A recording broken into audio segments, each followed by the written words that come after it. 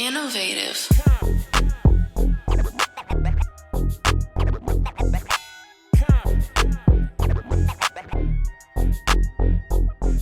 It's your man, Deshaun Showtime Watkins. It is the ignorant one, Shiloh Greaves. And I'm cool as Cam, the coolest motherfucker on the planet. And ladies and gentlemen, welcome back to season 3 of the culture of Comptonmania. Whoa, Z! And in this season, we're going to talk about a lot of stuff that goes on behind the scenes with Comptonmania. But I think first, we're going to start with the ignorant one being here on this season, kicking it. And then also, we're going to talk about the Rumble, you know? So, Yep. So Shiloh, man, let's talk about it. Like, you've been, first of all, you're Cam's twin. And we have double light skin power over here. How long have you been booking Comptonmania now? We just passed the 4-year anniversary last month. Wow, Yep. That's crazy. That's crazy. Well, before we get into that, let's what did you guys think about the Rumble? The winner, Roman Reigns, and who was it? Who won? Liv Morgan. Liv Morgan won the one. How do you guys feel about that? I think Roman, for the men's, I think that was the right call. I think that also creatively, he was kind of due for something. Like, I feel like 2025, he really did largely take a step back. He was even talking about it in somebody else's podcast, I believe. And he was just like, hey, like, I stepped back and nobody really claimed the spot the way it should have been claimed, which is true to an extent. I think he was shooting on him. But, yeah, you know, he came back. He was due for that big win. He hasn't really been in the title picture. So, you know, good for him. You know, it's nice to see him back in the title picture. I think he should go after CM Punk's belt. Oh, yeah, that'd be good. Because I think that it's important for WWE to have 2 belts. Mm-hmm. The roster's just too big there. You cannot have one belt being less important than the other, and you can't have those 2 belts being fused together either. So I think if he went for CM Punk's belt, it would just legitimize that belt, because he spent, how long was he champion? He spent like 4 years legitimizing that other belt that Drew currently has, that Cody and Cena held last year. So let me say this though. Yep. During that time where he was carrying that belt, it was a lot of stints in between where he was having health issues to where he couldn't be present on TV or he couldn't defend, you know. I remember just growing up watching the Attitude Era and watching, you know, the Monday Night Wars and things like that, to where those world championships were getting defended on Raw or on Nitro. Yeah. You know, it didn't even take a pay-per-view for a title to have to switch hands. Yeah. And I feel like a lot of that got lost. That's fair.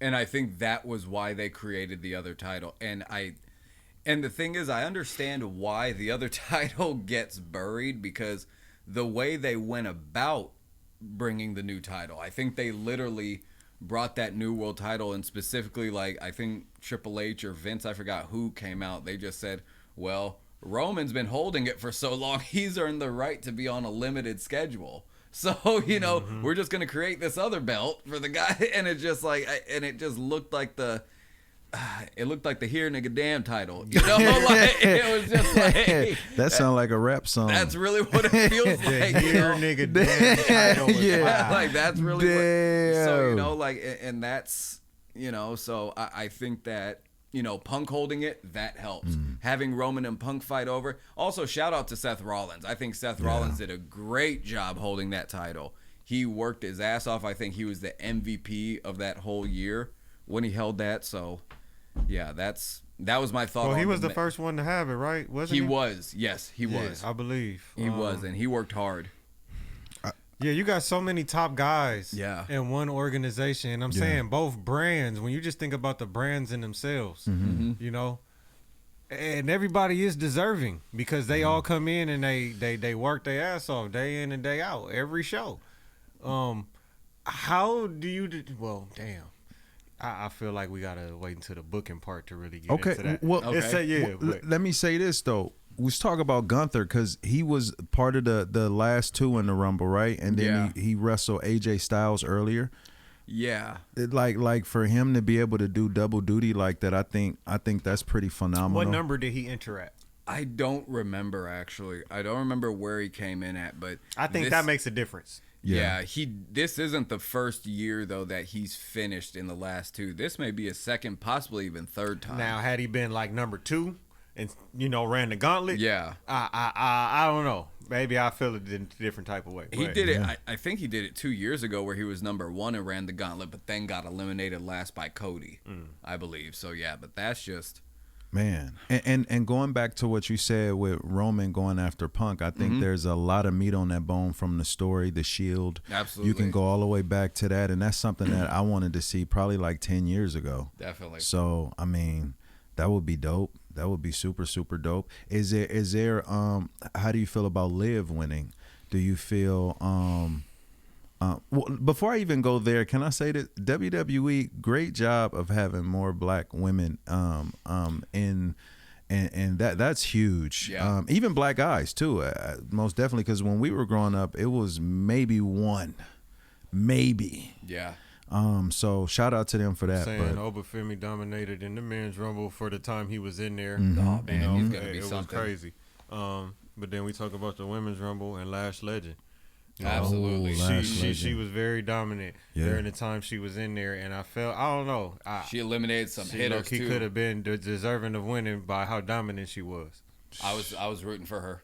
At a certain point, I was like, okay, like she might be the one. I felt like she was gonna win once I seen her just back to back. I liked her. I liked Sol Ruka. I think So when Lash Legend got eliminated, I was like, okay, they should go with Sol Ruka. Liv. So I think that Liv was a runner-up in the Rumble twice before this. So I understand the story that they're telling with her. But my thing is, I just feel like there's just too much Liv on the TV. I get it. I understand why. Cause I lived in the Midwest for a number of years. If you go out to those regions and you speak ill on Liv Morgan, man, it's over with. Oh, they'll look at you like you're the Antichrist. So I get it, man. I understand the marketability behind it and all that. But just me personally as a viewer, it's just been a lot of Liv for the last few years. It's been a lot of Judgment Day. Just that whole group, I'm kind of just like, okay, like, is this going to split up anytime soon? So like when Liv won it, I'm like, okay, that's like the safe option. Technically it's her first Rumble win, but I'm just like, damn, it's like, okay, she's like, I think 2-time world champion, 3-time tag champion or something like that. I don't recall, but it's just, there was an opportunity to really make somebody new there.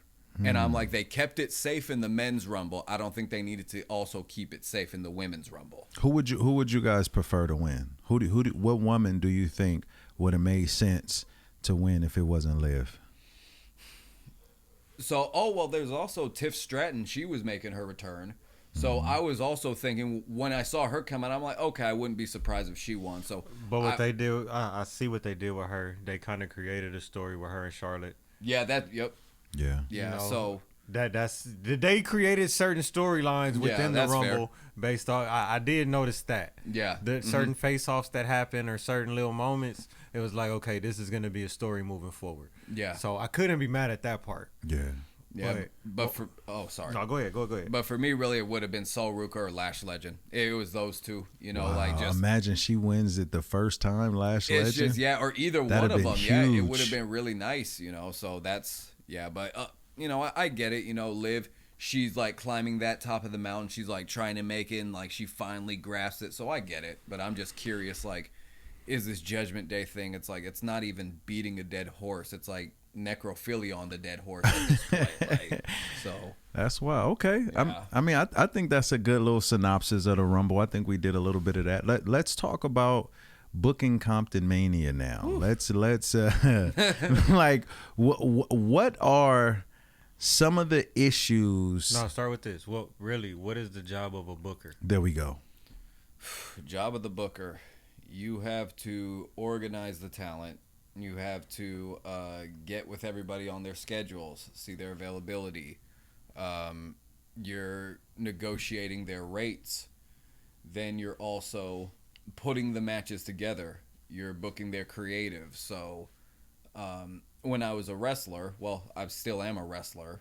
So as a wrestler, I only have to worry about my match on a show. As a booker, I now have to worry about 6 to 8 matches on a show, or however Every many. match on the show. I have to worry about all of them. Ideally, there's usually a larger staff, but most indie shows don't really have those resources to have a large staff, so it's usually those duties are relegated to 1 or 2 people.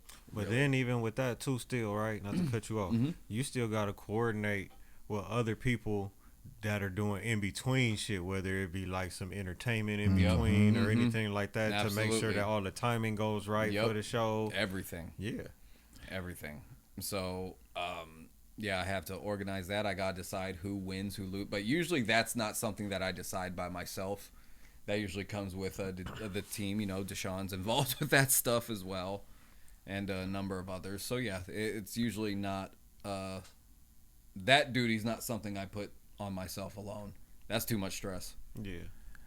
Man, and also, like, you got to quiet a lot of fires, because it's a lot of different issues. You're playing therapist too. Yeah. It's because they'll come to you with sometimes guys will come to you with whatever personal issues they got going on in their life. You know, they bring it into the locker room, and All right, give me a scenario where you had one situation, like a booking situation, where you book somebody and you had to say, "Oh, I can't book this person again." You don't got to say who it was. I just want you to say what was the situation like. Oh man. Because you want your controversy? Yeah. Here it comes. No, because it may be something that happens in different organizations. It may have been, you know what I'm saying? And sometimes people just let certain things slide, and it's like, all right, well, so that may be like a hindrance for the organization, you know? Well, mind you, Comptonmania is not the only company I've booked at. Right, so it don't necessarily got to be Comptonmania. So I booked a show. I remember when I was booking out in the Midwest, there was a lot of issues with guys and their wives being brought backstage. Oh. And just, they bring their wives backstage, and just stuff happens. You got wives flirting with the wrestlers. Too much clapping. Yeah, either that or you got wives not wanting to be there. Because that's something you need to be a special woman to be a wrestler wife. I tell you what, because that is, you got to be strong for in that. The industry or something like that. That's why they end up being like valets and stuff like that. Yeah, so it's like that's why the Macho Man was very protective over Elizabeth, right? Yeah, that was a toxic. But the Macho Man said it best. I brought my wife, or he said I got into wrestling and I had a pretty wife, and then when I left wrestling, I didn't have a pretty wife anymore, or something like that. It's just wrestling will do that. So like anytime, I'll tell you that. Sometimes, anytime I see a couple, whether it's a wrestler couple or just couple of any type, it's a little bit of a red flag for me. Where I'm just like, a lot of times it has gone south in a lot of locker rooms that I've worked in. That is. Let's see other stuff. Guys that count their wins and losses. It's like me, the most over I ever was in my career, I was on a 2-year losing streak. So it's just like, that's where it's like, if you can't get over without winning, I just feel like you can't work a lot of the time. But also that doesn't mean you're supposed to go out there and just get buried every night. But it's also like, you can still matter. I think a character is more intriguing coming out of a loss. Because like if you always win, it's like, okay, cool, you won, now what? Yeah. But if you lose, now what? How's he going to react to it? How's he recover from that? So one of my favorites was One Man Band. I love the fact that he kept losing. I got kids. You remember that? Oh, Heath Slater. Slater. Yeah. Oh yeah, he was the most popular character on TV for a while. So it's like, yeah. I feel like a loss can take a character further than a win, because you get most of your good stuff from losing. Yes. All right, if you could give a word of advice to any other bookers out there. Oh yeah, some ignorant advice. What would you tell them? the best ability sometimes is availability. And, you know, you'll put together certain things in your head. You'll put together dream match this, dream angle that. But I think that we live in a different era now. And my advice to bookers is you have to adjust with the times. That doesn't mean change your psychology. That means you have to form your tribe. Figure out who your core is, because everybody's going to talk storylines with you, but very few people are going to follow through on it. Execute. Yeah, like people are going to be, you know, they're going to be trying to double book on you. They're going to be trying to, they'll forget that they even took your date half the time. That has happened. Yeah, that happens. Honestly, that's derailed a lot of our booking process at Comptonmania and other companies I've ran. You know, that's just something where I think talent takes a lot of their opportunities for granted. And it's like, it's a good thing that wrestlers have a lot of places to work, but it's also a bit of a bad thing because they take those opportunities for granted. Yeah, you got to think about your name and your reputation too, you know? Yeah, because it's like now if you burn your bridge at one company, it's just like, well, there's 10 others running. I'll find a place in one of them. Eventually, they all going to talk, you know, because everybody is connected in some way. Promoters do talk, for show. Oh, they definitely talk. For they absolutely show, for talk. show. I just think in this day and age, it's much harder to fully knock yourself off of a scene than it was like when I broke in. Because like when I broke in, you had like 2-3 strikes. Like now it's like a 10-strike environment. You could go here. You can knock on that door. It's like where death is knocking on the door and all that. Yeah. So. And how many years in are you? I'm in year 19 right now. Wow. Almost 20 years of advice coming over here from the ignorant one. Yeah. And real quick, who you train under so people know, like, you giving advice? I was broke into the industry by Rick Drayson. Originally, he was a wrestler back in the 60s. He was a product of Mae Young. Wow. And then that was where I met Reno Anawai. And, you know, that's the Anawai family, the bloodline, all that. Through him, I met Kishi Gangrel at Knox Pro. And that was where I spent the majority of my teenage years, actually. Like, literally, I would get out of school, go on the bus, and I would just be there at the academy. That was my show them there it is, right there. Yep, that was my everyday life. So you know, that was, I definitely learned and saw a lot under them. So that's wild. What is some of the drama that you hate to hear the day of the show that some talent will throw on you last minute that you have experienced? One thing is you have a lot of new guys trying to push their big ideas, you know, and it's tough because like I was brought in on the mentality where it's like, oh, well, be grateful you're even here. Like literally just the fact you're booked, it's like shut up. Like shut up and do what you're told. Dues, yeah. You know, no matter what level you were on. And, you know, now it's like you got everyone trying to pitch their big ideas, you know. Well, I'm already overstimulated. Timing's a big thing, guys. Always know your timing, wrestlers. Because sometimes, and I had to learn that the hard way too. Knowing your timing, knowing when to approach the booker. The booker's running around. If you see papers in his hand, if you see something in his hand, don't approach him. Like, you know, it's just that's just something where. But wait, what was the question?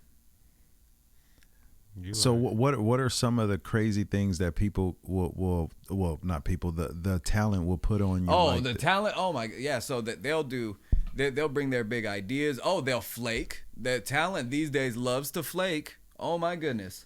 Do they love to be their favorite line? Their favorite line. Brother, you're gonna hate me for this. If they don't show up late.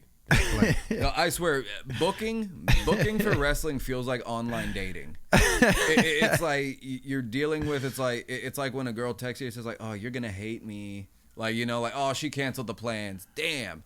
You know, so it's like, and that's what they do. I have a crazy story. You know, I don't know how many wrestlers, I've lost count how many wrestlers in the last year have had an issue with a mom. That doesn't mean it's like, hey, you know, like it's fake or anything, but it's like the creativity on excuses has gotten a little bit. And to piggyback on what you're saying, because we do outside of like the show, we're on the phone, we're in group chats, we're creating these storylines. We just take the deposit and run. Well, no, and the thing is, these guys they get paid when they show up. A lot of these guys ask for angles. They ask for this shit, you know, and I think that's the most frustrating part is you'll get walked down by somebody, you know, you'll be out somewhere at another show and they'll walk you down and be like, why aren't you booking me? Why aren't you know, blah, blah, blah. And it's like, okay, fine, I'll book you. Bam, you give them, you'll write 5-6 months of TV for them. And then all of a sudden it's like, oh, well, you're one booking in, they're already missing their first booking. It's like, okay, well, I don't know what to tell you. I can throw something else up in there too. Like when you're trying to reach, you know, a certain talent and then they come and tell you the day before what they want to do. And that's frustrating because it's just like, yo, I've been trying to reach you. I've been trying to do this different things. Like we need to communicate now. Like I think as far as our growth wise, I think what we have been doing better lately is doing group chats once we got the card book and be like, hey, this is the expectations. This is what we're going to do, because people don't understand. Even from my standpoint, I'm not a wrestler. I'm more of a promoter. You know, I'm green as hell. You know, but I get burnt out sometimes where I'm just like, I don't know if I want to do this too long. Yeah. Like because it's a lot of sacrifice, and a lot of times even when you're owning up to what you're supposed to do, I may not get what I want at the end of the day anyway. And it's a thankless job. I think especially in Southern California, it's a thankless job. You know, because I think wrestling is ran so much differently out here. So it's like you're coming in with the vision of a pro wrestling company, whereas the culture that runs this scene doesn't really just do pro wrestling like that. I don't even think they do pro wrestling. Like it's like a weird wrestling lucha hybrid shit that they do. And it's like whenever you try to put something like, you know, a real story together for a lot of these guys, like they don't know how to process it. So that's where I think that desire to create homegrown talent really comes in. So speaking of that, what's coming up with Comptonmania? We got Watts Culture Fest coming up. Watts Culture Fest, that's March 21st. Yeah, March 21st. I think this would be like the 6th or I think about 6-7 time we've done it. It's been a blessing. It's also been tough too. Like a lot of stuff. I mean, it looks good online. Yeah, it looks hella good online, but it is hella stressful. It is very. It is hella stressful because a lot of times too, like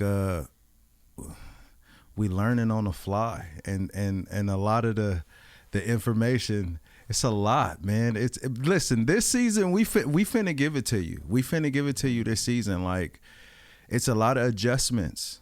It's a lot of like, hey, you know.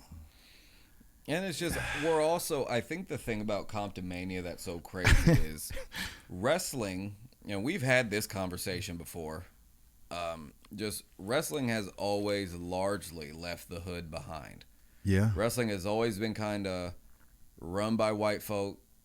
Facts. You know, the Mexicans, they got their stake in it, but it's like, yeah, like when it comes to just like the hood, especially the black community, it's like we've never really had much stake in the business. And that's something I bring up that pisses a lot of them off. You know, in the black wrestling community, it's like I think that we've always tried to fit into the bubbles of others, whether we're trying to fit into the lucha bubble, trying to fit into the Japanese bubble, the white American TV bubble. It's just nothing is actually ours. Yeah. And I say ours as the son of a black man. Yeah. So, you know, but that's and even the Usos, they got their own. They got their own. Like, they got more stake. Yeah. You know, so it's like that's where I look at it. Like we like Comptonmania. It's really, I feel like we are the finger on the pulse of that culture, and I think that we're really the first company to dive headfirst into the hood. And shout out to Sean Black, really, because because Sean Black, the thing was, when Sean Black announced he was running in Compton for the first time, I remember people scoffed at it. I was on that first show.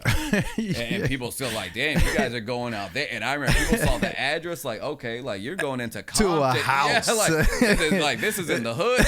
You know, so, you know, and I remember going down there for the first time. I was like, oh shit, okay. But like, I was like, all right, Sean Black, I see you.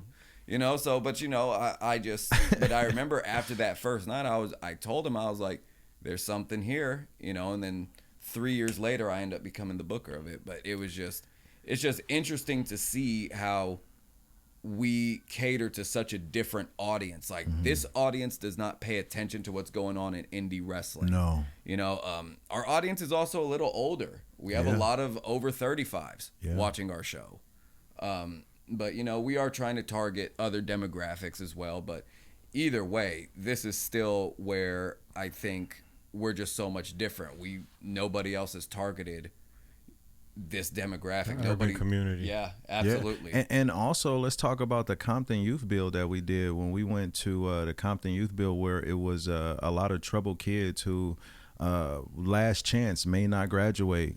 Some of them on parole. You know, some of them are, and we up in there trying to talk to them about wrestling, trying to find a connect. And a lot of different things that we did has been very like out the box. And the thing about the youth build is, you know, I don't think it actually gets talked about enough how much, like compared to other companies in SoCal, I think by a wide margin, there's nobody really doing the amount of community work that Comptonmania does. Like we are actually we're not just setting up somewhere in someone's building and running a show. Like we are actually in touch with the community. We're actually out there, feet on the ground. We can talk about the Social Needs Network too. When shout out to Big Phil Pridemore, who had us up there, where it was Paul, you, Sean didn't come to that. He was about to. Did Sean go? No, it was just you and Paul, right? Yeah. And they took pictures with the kids and